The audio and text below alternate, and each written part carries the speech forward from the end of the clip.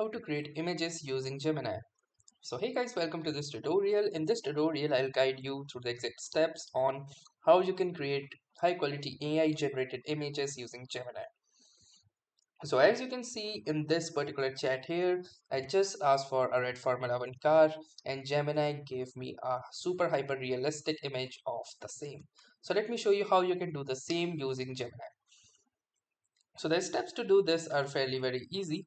You can simply click onto this new chat option and you will see an interface like this. Now go to the search bar and from the tools simply select create image. Then describe in your prompt. So for example, let me type in a really simple prompt. For example, a blue Formula One car.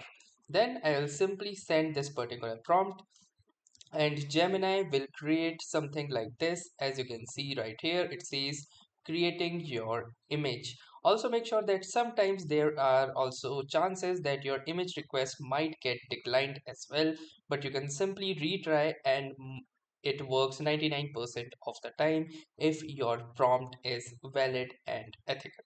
So that's how easily you can create images. You can also download these by hovering over to them and clicking onto this download full size option, and it will download the image in super high quality.